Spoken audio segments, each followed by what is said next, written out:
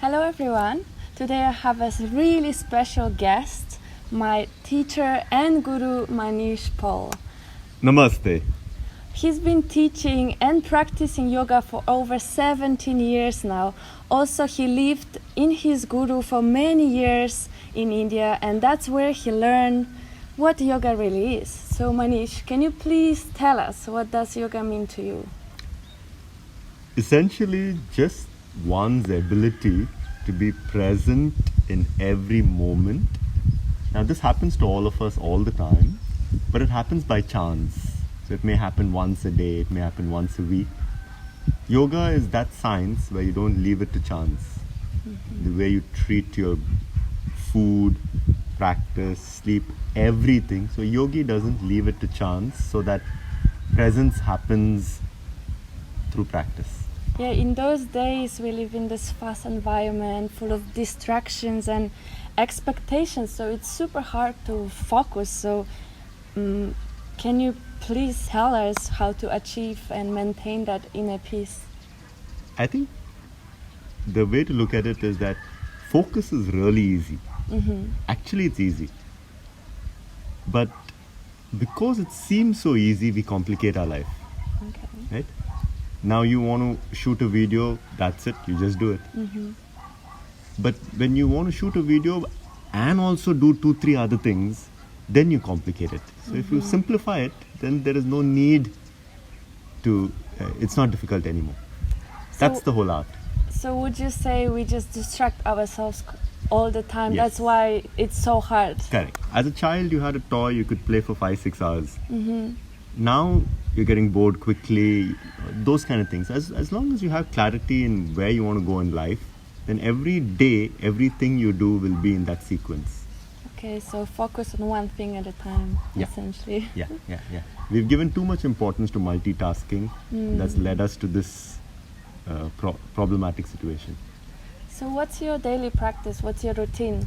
I get up before sunrise and then I start my practice. I do a thing that I call abhyasa, the yoga practice, meditation. For me, meditation is just sitting for 21 minutes and just watching. I don't use any visualization. I don't like to corrupt that space. It's just about watching what's going on in the mind and without any goal to that. Then comes I take a walk in the rice fields or if I'm someplace else. Then I have my breakfast and then a little bit of work. I've tried to minimize and make my work more efficient, as you saw me just now. And that's my work for the day. And then lunch, then I take a bit of a nap. I have a lot of study time for myself. Early dinner and sometime meditation at sunset. And Can you please talk a bit about human patterns, mind patterns? Sure. Essentially, the whole art of yoga is to study your own patterns. And we are not so juvenile to say this is good and this is bad. For us, everything is a problem. And there's no such thing as a good habit. If it's a habit, it means you're doing it unconsciously. It's good to make a mistake consciously. It'll never happen, but if you could do it, it's better to do that than to do something good unconsciously. So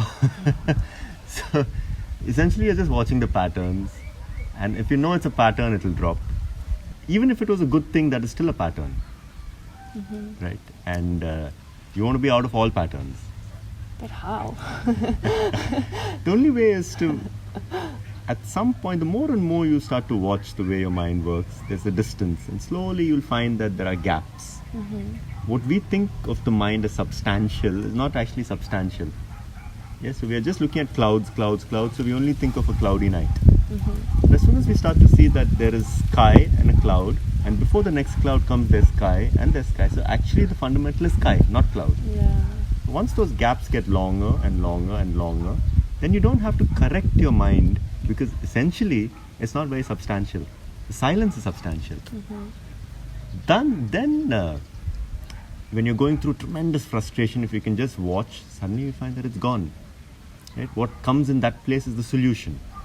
So essentially, every time there's a problem, if you don't give it too much energy, the solution, you start to work towards the solution. So how do we start to respond to situations in life?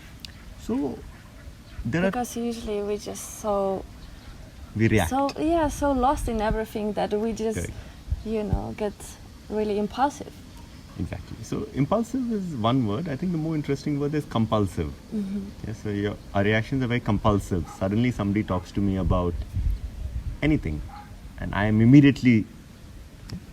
So if when I'm listening to that person, I have nothing else going on, my prejudices are not there because I am silent. So essentially the only thing that yoga is teaching us, or most spiritual traditions, but yoga is the science of those traditions, is teaching us is that come to silence. When you come to silence, then what that person is saying is not clashing with your prejudices, and there's no need to react. I always remember you talking about Patanjali and his idea of nonviolence. Okay. So is it true that everything which happens in our life, the joyful moments and the drama, is because we have those qualities inside us? Yes. Now if somebody comes with a knife to stab you, right, that is their journey. What that means is that what is going on in your mind is 100% up to you. So you may be feeling fear, you may be feeling indifference. You're basically a person coming with a knife, could be a chef coming to cook a meal, or could be somebody coming to attack you. Yeah. Right? It depends, it's 100% your interpretation. So therefore, your fear or anger is in your control completely. Can you please tell us how yoga, meditation and pranayama can help in everyday life? Because obviously not everybody does those practices. Yeah, so it's interesting because this year, for example, people have not been able to travel. Yes. I was thinking because by this year I would have, normally by the end of the year I would have done 50 flights, but this year I've done 5 flights, and that in the beginning of the year. So why are we... So travel for the last so many years for me and for many of us has become like this drug, right? Yes, exactly. In many ways, travel is the easiest way to feel you have accomplished something. Yeah. So I've taken these 50 flights over the year. I've seen so many countries. I'm still the same.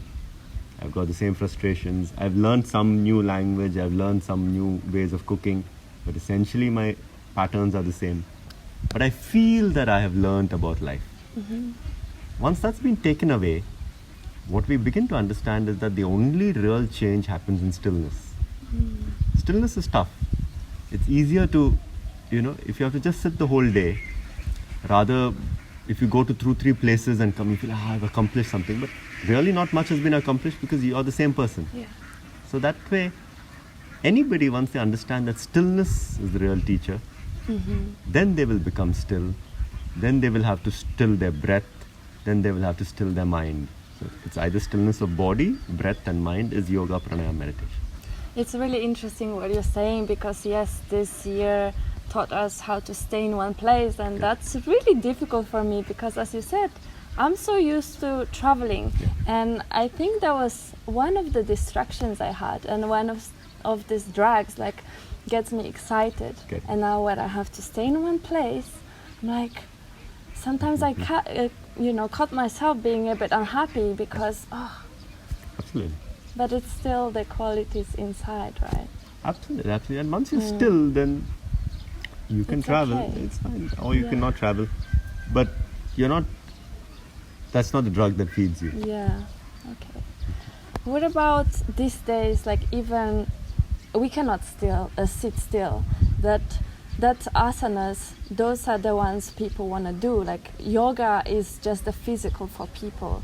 So can you explain why that is? Is it because our minds is also running? That's why we need to move? Yeah.